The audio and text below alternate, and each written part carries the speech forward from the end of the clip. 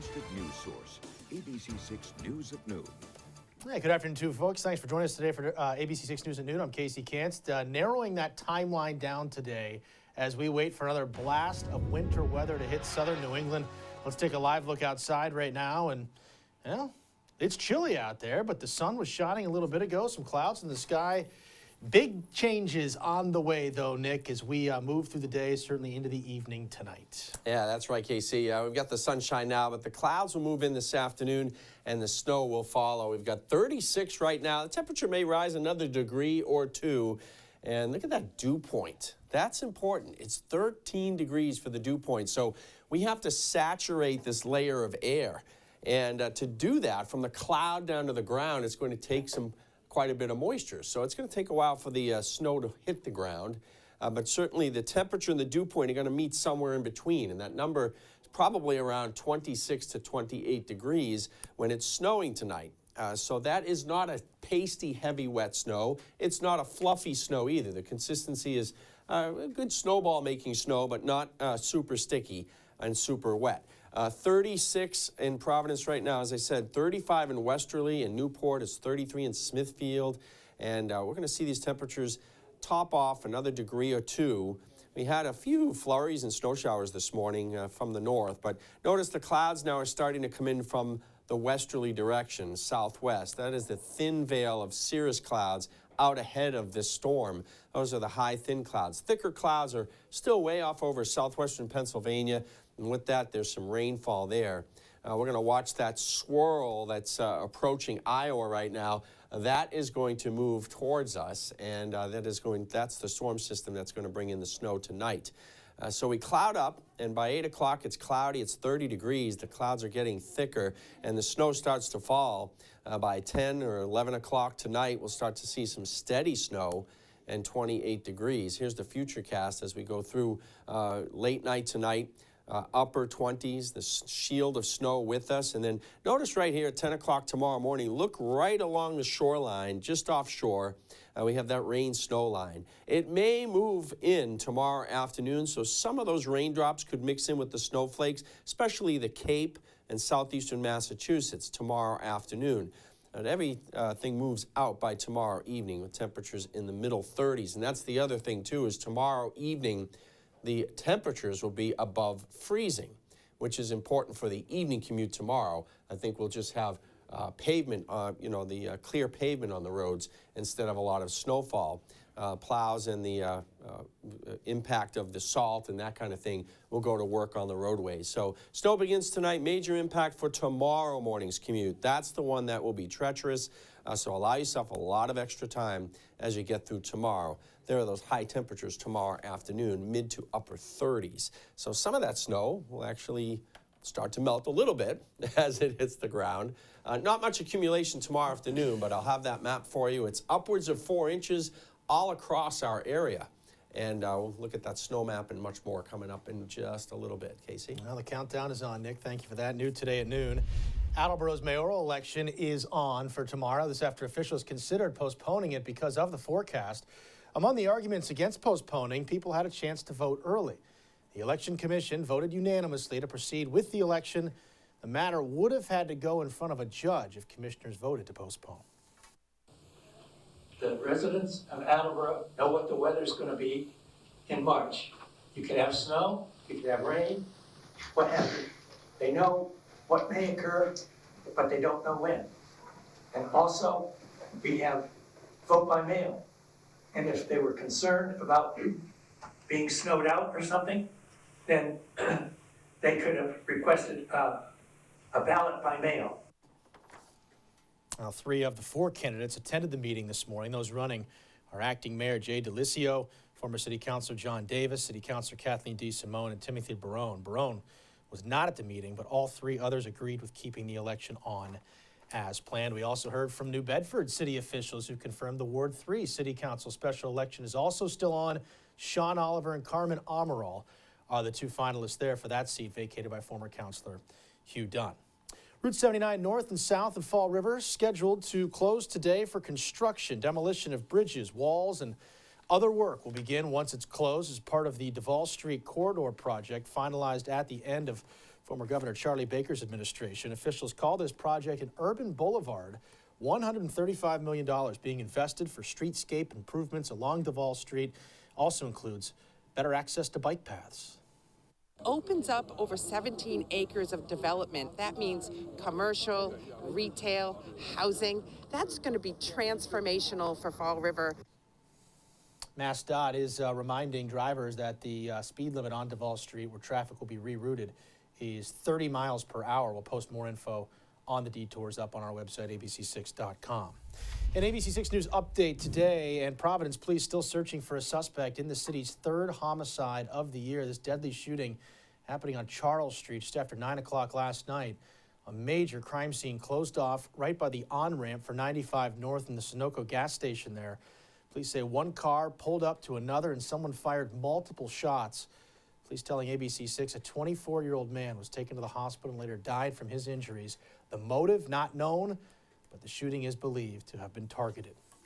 Ongoing issues in Pawtucket with Winters Elementary School. The school is scheduled to reopen today. This after a pipe burst earlier this month, but it will now remain closed for the foreseeable future after another busted pipe this weekend causing more damage to the school. Good morning, Providence reporter Yanni Tregellis has more today. But out of abundance of caution, we are going to have school canceled tomorrow, Monday. Just weeks after Henry J. Winters Elementary School was closed following a pipe burst from Arctic cold temperatures, the Pawtucket School's reopening put back on hold after school officials say another heating coil burst sometime Saturday night. We regret that this has happened. This is something beyond our control, but we will get it fixed, and we will not have our students here until they are safe and secure. Winters Elementary set to reopen Monday after students missed 2 weeks of in-person learning and were now set to return from winter break. Instead, students will stay home and continue to learn virtually as they have most of this month. Where in the designs could have made this happen, and what can we do to fix it so it doesn't happen again? This weekend's damage is less severe, the school says, but it's the latest in a number of issues with the brand new elementary school that just opened last September. Back in September, the start of school delayed 6 days following a failed fire alarm battery test during final inspections of the new school. Then, during the Arctic blast that brought negative wind chill temperatures, a burst heating coil causing 23 classrooms to suffer severe water damage. And now the latest in the ongoing problem with the school, another pipe burst, shooting out hot water at about 135 degrees. School officials say they're lucky no students and staff were in the building when this happened and are now investigating these two most recent incidents. We're going to find all that stuff out. Responsibility will be handed out, but for today, it's about getting the job done and to make sure that we have something prepared. We have a plan going forward for the students, the staff, and the community. Yanni Tregellis, ABC6 News.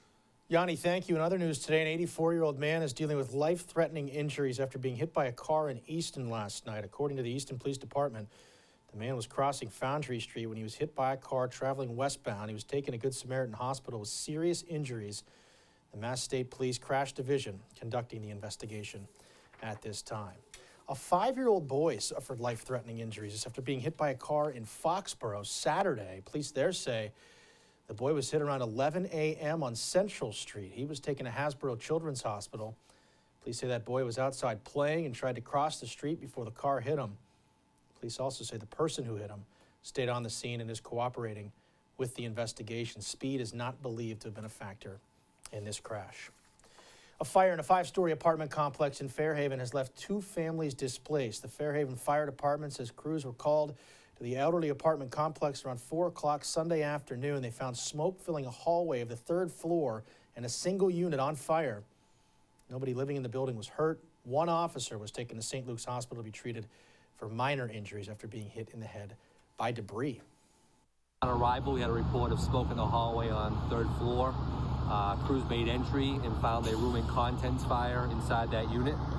The fire was quickly extinguished. The fire right now is currently under investigation by the Massachusetts State Police and the local police. And the Red Cross is assisting the 2 families displaced. Crews remained on scene working to get the other units cleared of any smoke for people to go back inside. Still to come today on ABC6 News at noon, surpassing the 1-year mark. Russia's invasion of Ukraine enters a 2nd year with no end in sight. Warnings from the Biden administration that China is weighing whether to provide Russia with lethal aid for that war. Stay with us.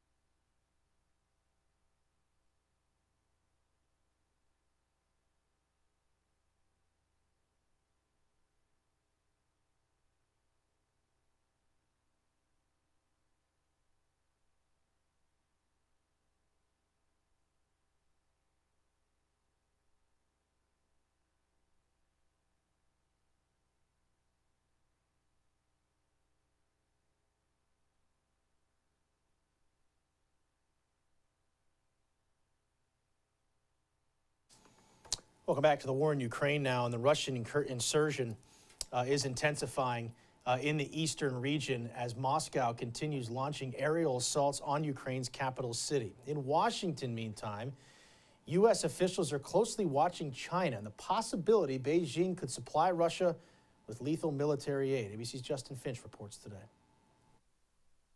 In eastern Ukraine, Russia's war raging on in the city of Bakhmut. New Russian state videos showing the destruction on the ground, where Russian troops claim to be advancing in street-to-street battles as Ukrainian forces fight to fend them off. In the capital city, Kyiv, Ukrainian officials report air defense systems shot down 11 of 14 Russian-launched Shahed drones. That attack coming days after the U.S. announced more than $2 billion in additional military aid for Ukraine. Weapons Kyiv will need to launch a spring counteroffensive. But President Biden telling ABC's David Muir the U.S. has no plans yet to supply the F-16 fighter jets Ukraine has requested. I think he needs F-16s now. No, he doesn't need F-16s now. Thank the free world for all what you do for us, Ukrainians. Vladimir Klitschko, Ukrainian heavyweight boxer and brother of Kyiv's mayor, showing off one of two Western Leopard 2 tanks delivered from Poland. Russia responding by shutting down its largest oil pipeline to Poland. And now the U.S. keeping a close eye on deepening ties between Beijing and Russia, warning China to not supply Russian forces with lethal aid. We know they haven't taken it off the table, and we are sending a clear message, as are our European allies, that this would be a real mistake because those weapons would be used to bombard cities and kill civilians, and China should want no part of that. And conversations between the U.S. and Russia continue. Russia's Foreign Intelligence Service reports CIA Director Bill Burns and Russia's top intel officer recently held a 2.5-hour meeting. Justin Finch, ABC News, Washington. And more to come today as we get another full check of that forecast from meteorologist Nick Morganelli. Might not look like it out there right now, but another blast of winter weather on the way. We check in with Nick next.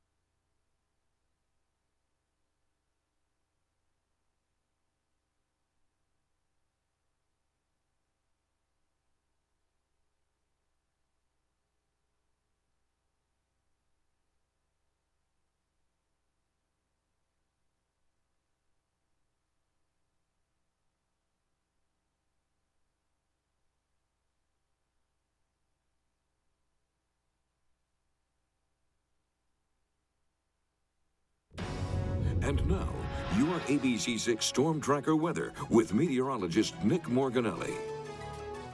Good afternoon. Pleasure to be with you today. Taking you to Exeter, Rhode Island, Yawgoo Valley ski area. Looks like they made a little snow last night just to add to the base so that when the natural snow comes, it has something to stick to right away, and it actually builds it up a little bit. They'll be looking pretty good after this storm.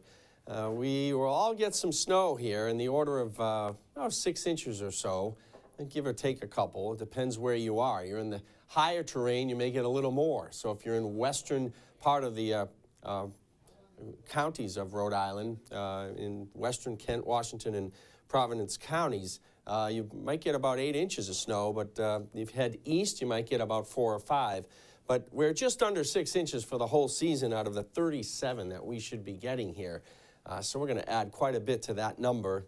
And it's an active pattern this week on our headlines. Snow tonight and Tuesday. Tuesday, I think the snow lasts all day, but in the afternoon, it really has a hard time accumulating because the temperatures will rise above freezing. There might be some raindrops mixed in, especially southeastern Mass and the Cape, especially there.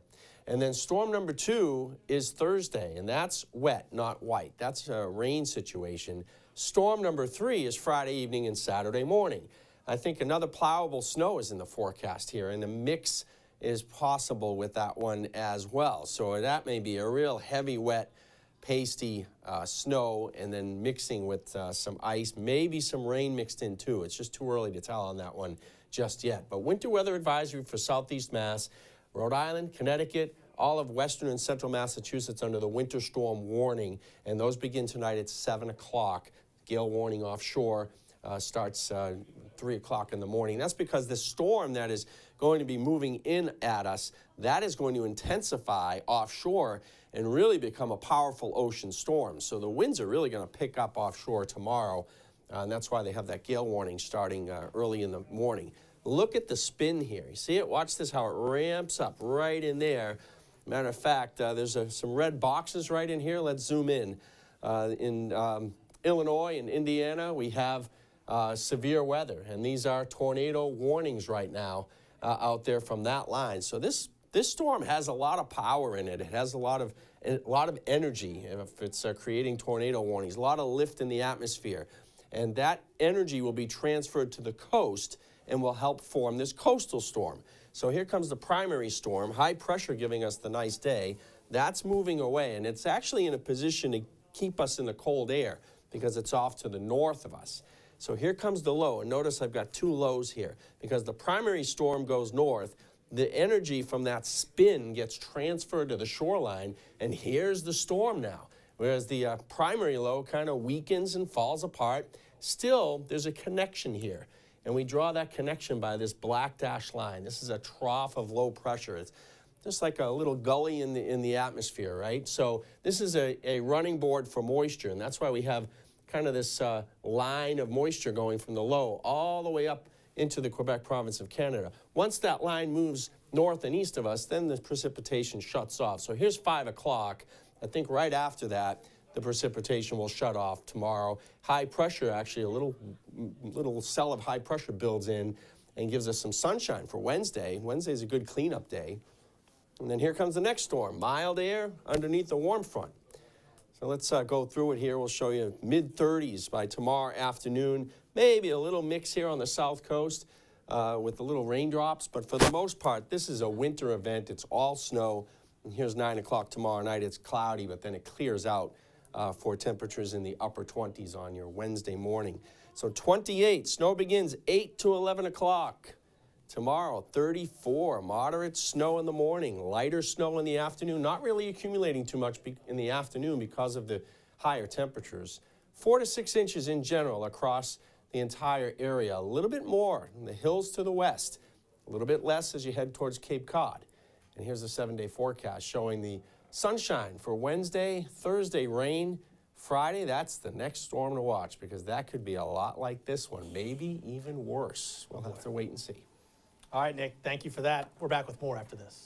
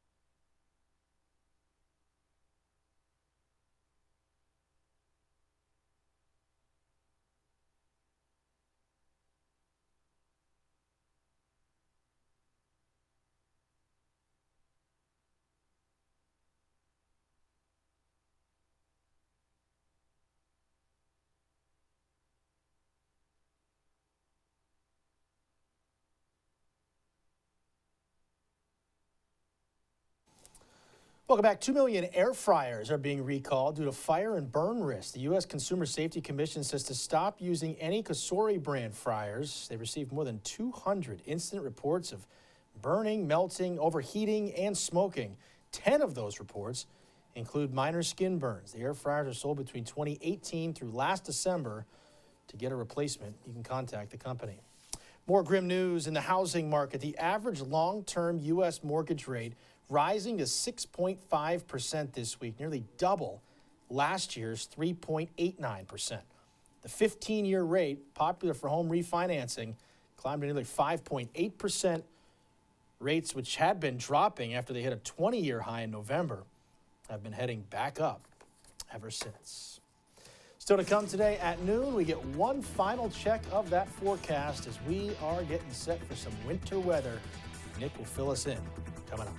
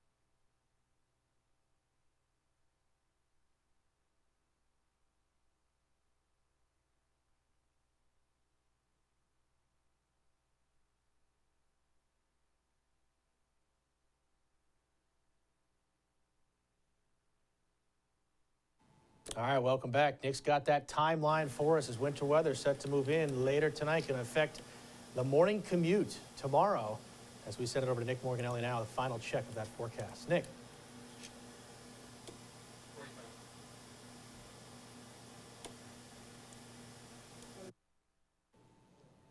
All right, we don't have Nick right now. Check out ABC6.com. We got your forecast up there. The news continues first to 4 as well as we continue to track this storm for you. Moving in later tonight. Thanks for watching today, folks. I'm Casey Kansick. Great rest of your Monday.